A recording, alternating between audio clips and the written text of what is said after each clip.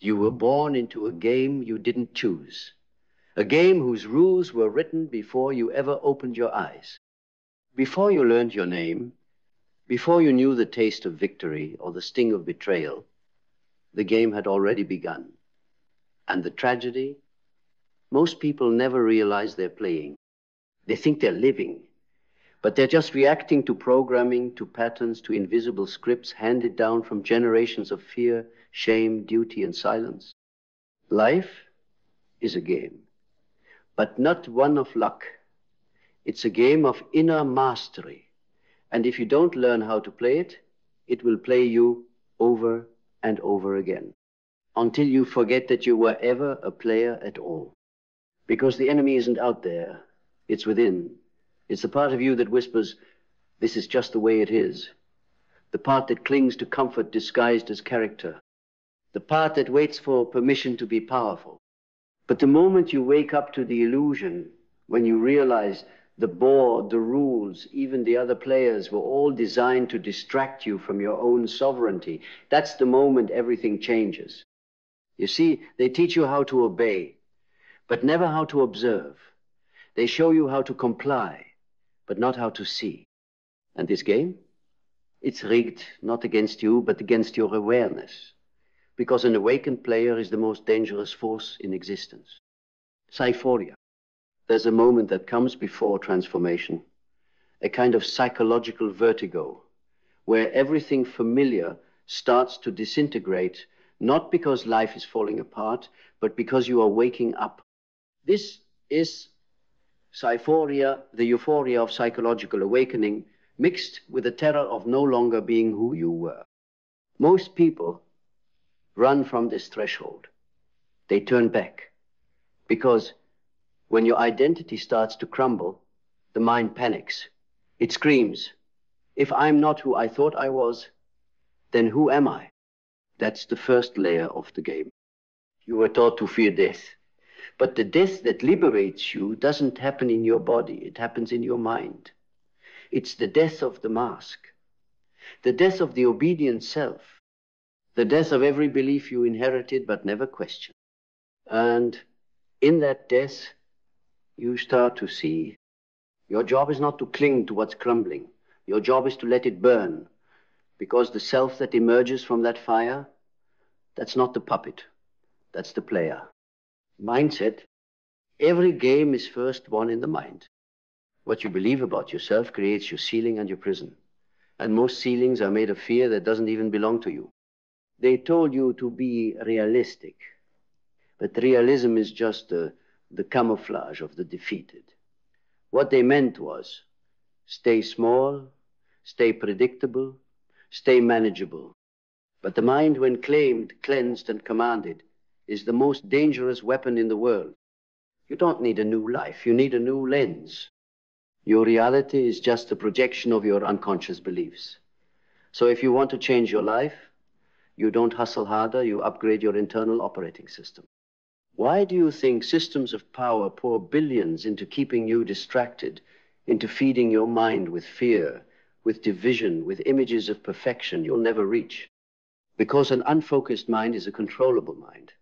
But a focused mind, that's revolution. You don't rise by force. You rise by frequency. And your frequency is determined by the thoughts you refuse to entertain anymore. Belief. You want to hack the game? Here's your first cheat code. Belief is the foundation of all power. Not belief in religion, not belief in institutions, but belief in your own godlike ability to shape meaning, reality, and direction. The world reflects not what you deserve, but what you believe. A child doesn't ask permission to imagine. They don't hesitate to become a dragon, a hero, a storm. That's because belief is natural, doubt is taught. You weren't born skeptical. You were trained to be. And that's the design, because someone who deeply believes in their own voice, in their worth, in their path, in their vision, is immune to control. This is why the game is played in silence. Not in what they say, but in what they make you say to yourself. I'm not ready. I'm not good enough. I'll wait until it's perfect. Those are not your thoughts. Those are viruses embedded into your mind through repetition and reward. The hack: interrogate every belief that doesn't liberate you. If it doesn't make you more alive, it's a lie. Clarity. In a world designed to overwhelm, clarity is rebellion. Clarity is power, not because it gives you control, but because it gives you choice. And here's the truth no one wants to hear. Most people avoid clarity because it forces a decision. Because once you see clearly, you can no longer pretend you don't know. And with knowing comes responsibility. Responsibility to act, to change, to rise. The fog is not accidental. It's designed. Constant noise, constant outrage, constant consumption, not because it's necessary, but because it keeps you spinning. Confused people stay stuck. Confused people don't revolt. But when you strip it all back, when you silence the noise and ask yourself, what am I really here to do? The answer scares you, because it's too big, too beautiful, too true. And once you know it, the only real fear left is wasting it. So, get clear. Not with another journal, another guru, another dopamine hit dressed as purpose. Get clear by sitting in the silence until your soul speaks. And when it does, listen. Vision. Vision is not what you see with your eyes. It's what you refuse to stop seeing with your heart. Most people don't fail from lack of efforts. They fail from lack of vision. Because vision gives pain a purpose. It makes suffering sacred. It turns struggle into initiation. You will never rise higher than the vision you hold. Not the vision someone handed you. Not the one you copied from a podcast. The one that was coded into your soul before you were even born. And you'll know it's yours because it won't let you sleep. It will haunt you when you settle. It will whisper through your burnout. It will scream through your mediocrity. This is the vision the world is terrified of. Because when a man or woman walks with that kind of vision, they no longer ask for directions. They become the map. Discipline. You think the game is about passion? It's not. Passion burns. Discipline builds. Discipline is the architecture of the soul. It is the structure that holds the weight of greatness when motivation collapses. And it will collapse. Because motivation is a mood.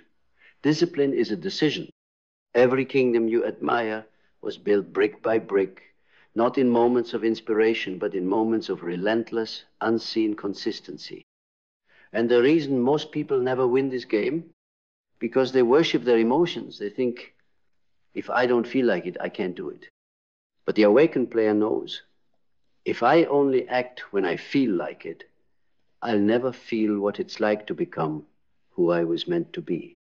Discipline is the sacred violence of choosing what serves you over what soothes you. The alarm clock, the reps, the boundaries, the silence, the sacrifice.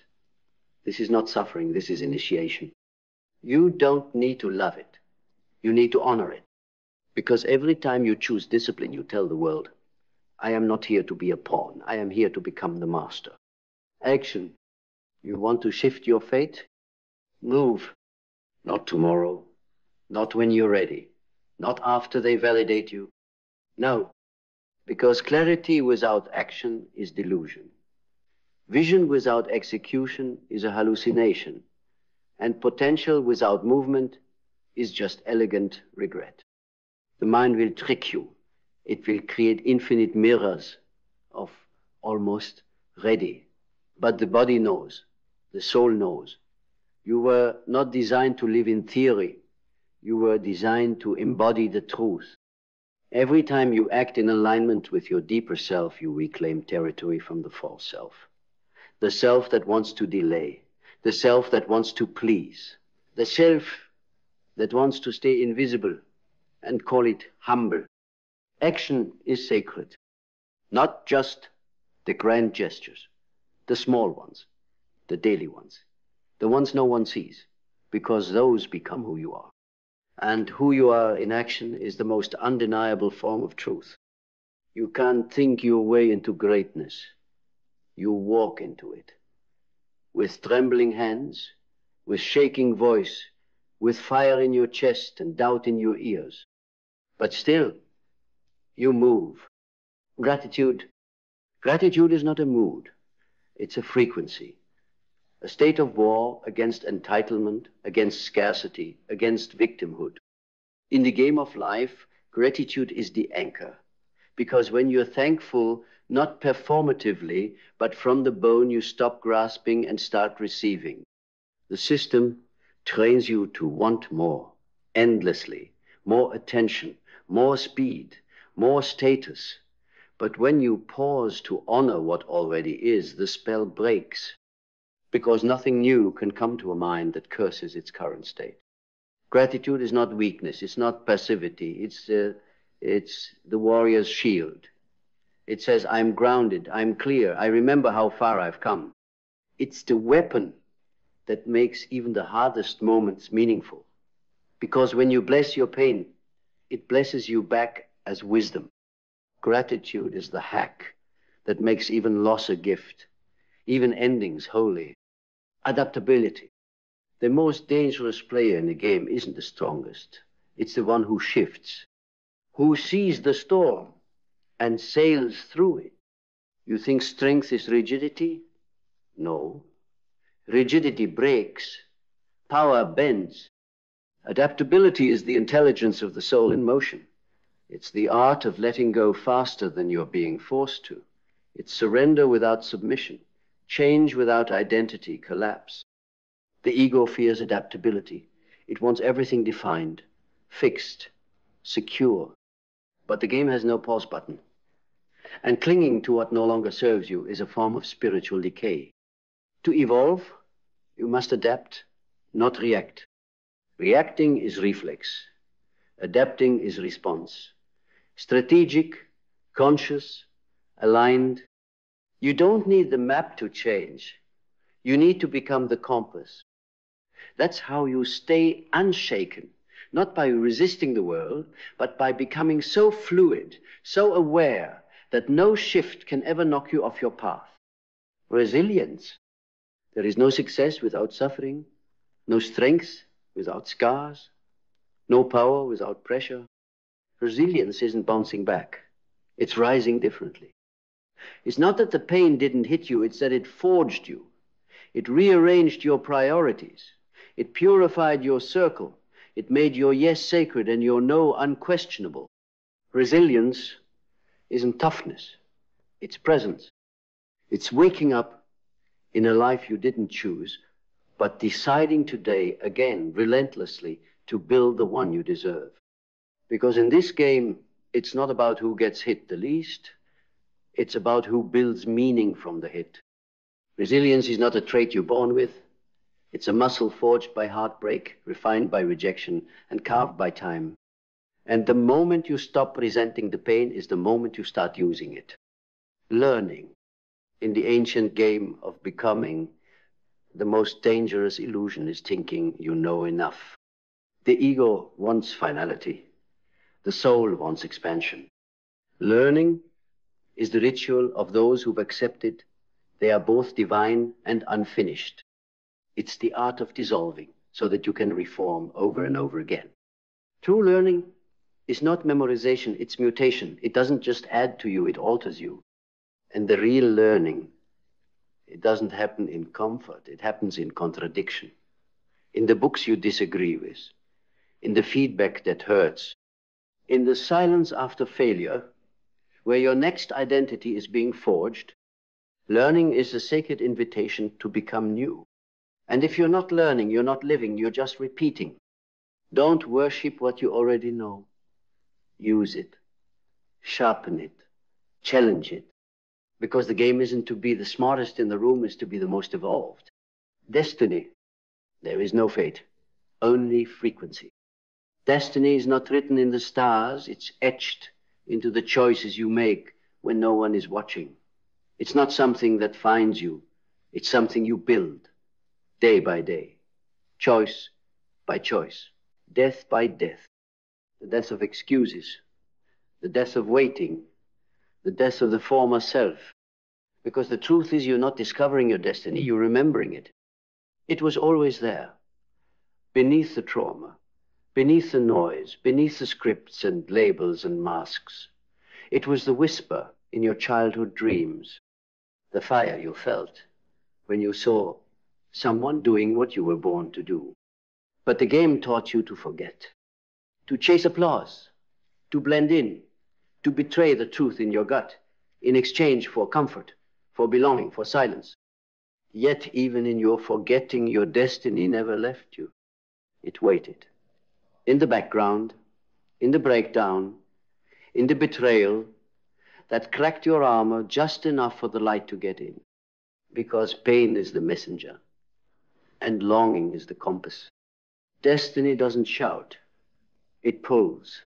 And when you follow it, not only do you change your life, you fracture the illusion for everyone watching. That's how you become legendary. Sovereignty.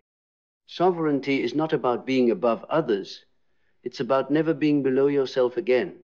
It's a state of inner monarchy, where your decisions are no longer crowdsourced, where your worth is no longer on the auction block of opinion, where your energy is no longer drained, trying to explain your evolution to those committed to misunderstanding it.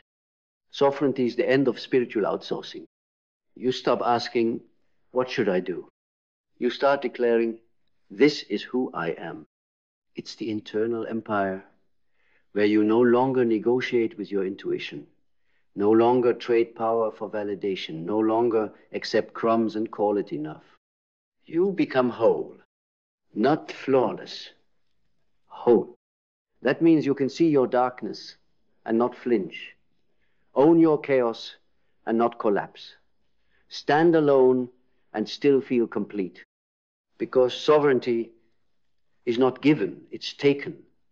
Not from others, from the illusions that said you needed permission to rise. The most terrifying thing in this world is not a man with a title. It's a human who no longer needs to be told who they are. Self-trust. There's a voice inside you that has never lied, but you've spent years ignoring it. You let logic override it. Let fear silence it. Let consensus dilute it until one day it felt foreign, like someone else's voice, timid, unsure, distant. But it's still there, beneath the shoulds, beneath the shame, beneath the scripts of survival. Self-trust is a revolution, the jailbreak, the return. Because once you trust yourself, not your impulses, not your ego, but the core knowing within you, you become unstoppable.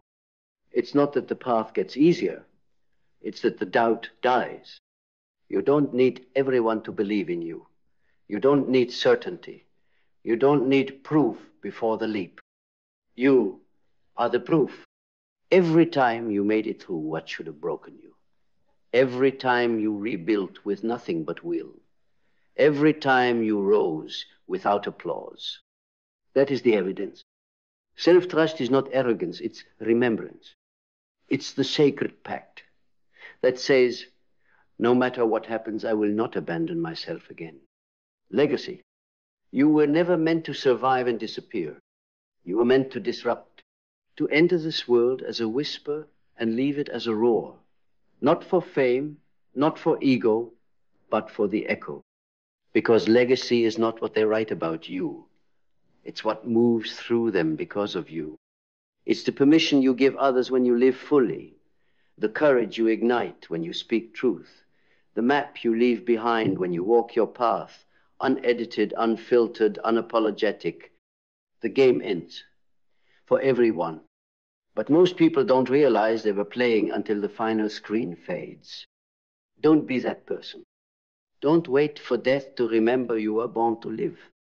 Legacy is the final hack, the ultimate code. Because when you live as if your breath matters, every moment becomes holy. You stop existing. You begin imprinting, not to be remembered, but to be felt. And that feeling, that ripple, that's how you win. Conclusion. So now you know. Life is a game, and it's rigged not against you, but for your awakening. You were born not to obey, but to see. Not to conform, but to create. Not to survive, but to remember who the hell you are. You are not a pawn. You are not a piece. You are the player. And every thought, every action, every breath is your move. So move not like you're afraid, not like you're unsure. Move like a sovereign being who finally understands the game was never about winning. It was about waking up. And now that you're awake, play